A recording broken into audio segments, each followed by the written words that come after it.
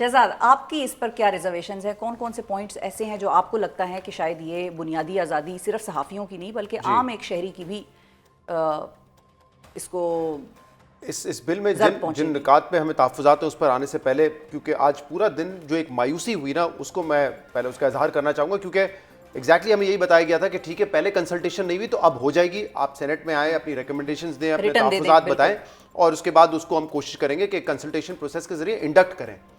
लेकिन मायूसी की बात यह कि आज जब शुरू हुई सेनेट की स्टैंडिंग कमेटी का इजलास शुरू हुआ, कुछ समझ नहीं आई कि हो क्या रहा है। आते साथ ही एक तो देखें, बड़ी बड़ी अफसोस की बात यह कि 3-4 कमिटीज़, सब कमिटीज़ इंपॉर्टेंट, लेकिन इंटीरियर, लॉ, हम एक्सपेक्ट करते हैं कि जो मेंबरान है उन्होंने बिल पढ़ा हुआ हो, जनरलाइज डिस्कशन ना हो रही हो, क्योंकि हर कोई ये कहता है कि हम फेक न्यूज़ के खिलाफ हैं। बिल्कुल हैं, हम भी हैं, लेकिन हमारा नुक्ता नज़र ये है कि आपने ये जो बिल बनाया, ये फेक न्यूज़ को काउंटर करने के लिए नहीं बनाया, ये आपने अपने मुखालिफ आवाज़ें दबाने के लिए, जो आपकी नापसंदीदा आवाज़ें हैं उसको दबाने के लिए आपने बनाया। उसके बड़े सारे सबूत मिल जाते हैं जब आप इसके कंटेंट को पढ़ते हैं, तो वो पढ़ के तो आए ताकि इस पर डिबेट हो सके।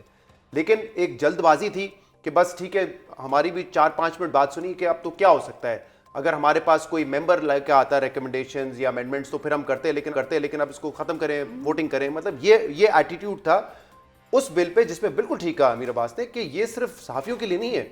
25 करोड़ लोग जो कि सिटीजन जर्नलिस्ट हो सकते हैं या अपनी प्राइवेट लाइफ में आप जब शेयर करते हैं कोई चीज़ व्हाट्सएप पे, जिसकी मिसाल अब हमें मिल गई ना कि एक केस के अंदर, मैंने उस दिन भी इसको कोट किया था, व्हाट्सएप एडमिन को इस बेसिस पे अरेस्ट किया गया कि उसके व्हाट्सएप ग्रुप में कुछ नाजेबा वीडियोस या पता नहीं कोई गुफ्तगू हुई हो और भेजी, और किसी और ने भेजी, उसने कुछ नहीं किया, उसने रोका नहीं, इस बुनियाद पे उसको नहीं सिर्फ केस नहीं किया गया, अरेस्ट भी कर लिया गया।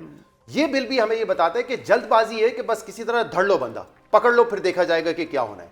तो ये एटीट्यूड जो है ना, ये बड़ा मनफी है और ये सबको मुतासिर करेगा ये बिल। इसलिए इसके लिए ज़रूरी था कि आप शेख बाय शेख इसको पढ़ें, मुतनाज़ा शिकें इसमें से हटाएं, ताकि जो एक सिटीजन का राइट है वो उसको मिल सके, एक सहाफ़ी का राइट है उसको मिल सके।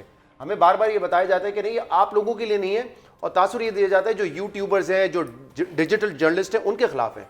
अभी पिछले दिसंबर में 150 सहाफ़ियों के खिलाफ पीका एक्ट लगा है, 150, जिसमें हमारे वो पीका एक्ट जरा मबहम था, जी नरम था, आसिफ बशीर चौधरी साहब भी थे। उनको बुला के शो पे मैंने पूछा कि क्या गुनाह किया आपने, क्या इल्जाम है, कह रहे हैं मुझे पता ही नहीं है। एक हफ्ते बाद उनको बताया जाता है नहीं ये तो कोई फलां और आसिफ बशीर चौधरी है। मतलब ये आप एटीट्यूड देखें, नाम आ गया बंदे का, खिलाफ FIR हो गई, कह रहे हैं तो कोई और बंदा है।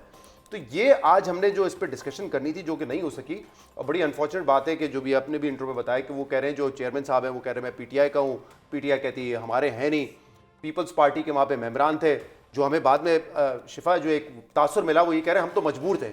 मैं आपको मजबूरी वाली पॉइंट बता दूं, Amir was there, senator Talal Chaudhry साहब बाद में आ गए गवर्नमेंट की नुमाइंदगी करने और सहाफियों के साथ वो बैठ गए। एक जुमला उन्होंने कहा नाजरीन, और उस जुमले में उन्होंने जो लफ्ज कहा वो उस पर आप गौर कीजिएगा, जुमले को छोड़ दें। उन्होंने कहा देखें मजबूरी है ना, रेगुलेट तो करना है, तो मजबूरी है और रेगुलेट तो करना है। Who's behind you? इसके पीछे कौन है, मेरे पीछे कौन है, कोई नहीं है ना। ये पॉलिटिकल पार्टीज क्लेम करती हैं और रियलिस्टिकली भी करोड़ों वोट लेके आते हैं। कोई सिंध से वोट लेकर आ रहा है, कोई पंजाब से, कोई खैबर पख्तूनख्वा से। हम इंडिविजुअल के तौर पे बात कर रहे हैं, ना सिर्फ अपने लिए बल्कि हर किसी के लिए। आप जब कहते हैं कि हम करोड़ों लोगों का वोट लेकर आते हैं, जमहूरियत है, अवाम की आवाज, तो आप खड़े नहीं रह सकते कुछ चीजों पे, कुछ नुकात आप नहीं, आपकी इतनी हिम्मत नहीं है कि आप सेनेट की स्टैंडिंग कमेटी में कहें कि नहीं हम 3 दिन बहस करेंगे इस पे। मतलब आपके ऊपर ये दबाव है कि आप 20 मिनट में निकाल लें। एक तो उसको भी क्लैरिफाई करने की जरूरत है कि दबाव किसी और का है या आपका है, क्योंकि पीका 2016 में भी आप लेकर आए थे। उस वक्त जिन इदारों की हम बात करते हैं कि उनका दबाव है, वो इनके साथ नहीं थे, वो उनके खिलाफ खड़े हुए थे, तब भी आप पीका लेकर आए थे, फिर आप अमेंडमेंट लेकर आए। तो पहले तो इसको बात को क्लियर करें कि क्या ये बहानेबाजी है कि दबाव है और उस दबाव में आप अपना हाथ साफ करने की कोशिश कर रहे हैं, या रियलिस्टिकली भी दबाव हो सकता है, दोनों चीजें हो सकती हैं। बट इतना नेगेटिव एटीट्यूड, अब इसमें मैं आपको 2-3 चीजें अगर आपने कुछ ऐड कर रहे हैं तो मैं बताऊं उसमें। एक तो जो हम टीवी है ये रेगुलेट होता है पेमरा से, प्रेस इंफॉर्मेशन डिपार्टमेंट रेगुलेट करता है अखबार को। आपने अपना कंटेंट देना है तो you have to abide by the guidelines of these 2 authorities, ठीक है। जब आपका शो इसके बाद फौरी तौर पे YouTube पे जाएगा तो फिर आप अबाइड करेंगे by the digital authority. Double taxation नहीं हो सकती, एक केस में 2 FIR नहीं हो सकती, इसी तरीके से एक कंटेंट पे 2 अथॉरिटीज आपको नहीं जज कर सकती हैं। और ये उस दिन अता तारा साहब ने कहा कि ये तो जब मैं जरा इस पे आपने एक क्वेश्चन रेज किया था, इंपॉर्टेंट पॉइंट है। अब आप सोचें, इंफॉर्मेशन मिनिस्टर साहब कह रहे हैं इंपॉर्टेंट पॉइंट है, तो इंपॉर्टेंट पॉइंट आपको नजर नहीं आया, आपको नजर ही नहीं आया। इतना बेसिक बुनियादी पॉइंट है। अरेस्ट में आपने पहले सिर्फ ये था कि नॉन बेलेबल और जो कॉग्निजेबल ऑफेंस था, अगर चाइल्ड पोर्नोग्राफी है या हेट स्पीच है, अब आपने तमाम फेक न्यूज को, जिसकी मुबहम डेफिनेशन है, वेग है, बहुत वसी है, सब में आपने कह दिया कि ये कॉग्निसेबल होगा और नॉन बेलेबल होगा, काबिल गिरफ्त है। तो आप ये बताइए कि फिर तो आपका मकसद यही है ना कि आपने सिर्फ बंदे को पकड़ना है, और जितनी चाहे अथॉरिटी हो, चाहे ट्रिब्यूनल हो, चाहे काउंसिल हो, सारे मेंबर्स हुकूमत ने लगाने हैं। जो सहाफी होगा वो भी हुकूमत डिसाइड करेगी कि शिफा बैठेंगे, अमीर अब्बास बैठेंगे या शहजाद इकबाल बैठेंगे। जी, उस अथॉरिटी में मैं अब आती हूँ नाजरीन, उन अथॉरिटीज के ऊपर भी आते हैं। अमीर अब्बास से इस पर हम टेक लेंगे कि अथॉरिज्म की बनाने जा रही है हुकूमत जब ये बिल मंजूर हो जाएगा, और क्या वाकई कल के दिन तक हमारे पास ये आज़ादी है कि हम जो चाहें कह लें, उसके बाद फिर एक जिप जो है वो मुंह पे लग जाएगी। बात हो रही है पीका एक्ट तरमीमी बिल के हवाले से, और तरमीम भी वो जो मुतनाज़ा तरीन तरमीमों में से एक होगी पाकिस्तान के लिए। इसी को आगे ज़रा गुफ्तगू बढ़ाते हैं। जब आप क्रिमिनल पनिशमेंट डालते हैं ना तो प्रोसिक्यूशन पे सारे ओनस होता है। वैसे भी आपके लिए कोई इंटेंट कि आपने कोई खबर भेजी है गलत, आपकी इंटेंट थी, बदनीयती थी, आप कैसे एस्टैब्लिश करेंगे? ये बड़ा मुश्किल होता है। इसलिए हमने देखा है कि बरतानिया में भी जो पाकिस्तानी चैनल्स पे भी फाइन हुए हैं, वो सिविल केसेस में हुए हैं सारे। जब आप उसको क्रिमिनलाइज करते हैं, यहाँ पे हमने देखा ना, अरेस्ट करते हैं तो सारा जो कंटेंट पे बहस होनी चाहिए कि क्या किसी सहाफी का कंटेंट गलत था या ठीक था, वो बहस एक तरफ रह जाती है और कंडेमनेशन शुरू हो जाती है कि आपने पहले ही गिरफ्तार कर लिया उसको, तो आप अपना केस खराब करते हैं। अच्छा, डेफेमेशन में क्या होता है कि अगर मैंने इनकी डेफेमेशन की है तो ये मुझे एक नोटिस भेजेंगे कि मैं आपको 7 दिन का नोटिस दे रहा हूँ, आप अपने अल्फाज वापस लें या अपनी खबर वापस लें, वरना मैं आपको कोर्ट में लेके जाऊंगा। और अगर मैं वापस ले लेता हूँ तो मेरा इनका झगड़ा खत्म, मैंने अपॉलॉजी टेंडर कर दी। आपने यहाँ मौका ही नहीं दिया उसको, किसी शख्स को आपने डायरेक्ट का इसको 3 साल के लिए अंदर और आप 2 मिलियन इसको फाइन कर दिया। इसके अलावा जो ट्राइब्यूनल जो अथॉरिटी है उसके 9 मेंबर्स हैं, वो 9 के 9 मेंबर्स गवर्नमेंट रख रही है। उसके नीचे जो ट्राइब्यूनल है जो बेसिकली हाई कोर्ट का काम करेगी, उसके 3 मेंबर्स हैं, वो भी तीनों गवर्नमेंट रख रही है। फिर इनके दरमियान में एक काउंसिल है, कंप्लेंट काउंसिल, जैसे पैमरा में कंप्लेंट काउंसिल है, उसके 6 मेंबर्स हैं, वो 6 के 6 भी गवर्नमेंट रख रही है। और उससे बढ़कर ये सहाफी भी गवर्नमेंट रख रही है, वो सहाफी भी गवर्नमेंट रख रही है। अच्छा, उससे बढ़कर इस तरह तो पर हर हुकूमत जो है, इमरान खान हो गए, वो अपने किसी चापलूस सहाफी को लगा देंगे। ये भी बात माइंड में रखने वाली है कि इन केसेस के स्पेशलाइज्ड ट्रायल्स होते हैं जिनमें जो डिजिटल कोर्ट्स करती हैं। बाहर की दुनिया में तो कम से कम मैंने तो ऐसी एग्जांपल्स पढ़ी हैं और देखी हैं कि डिजिटल कोर्ट्स होते हैं और वो स्पेशलाइज्ड कोर्ट्स होते हैं, डिजिटल क्राइम्स के ऊपर वो बातचीत करते हैं। यहाँ पर उस किस्म की भी कोई चीज़ है नहीं।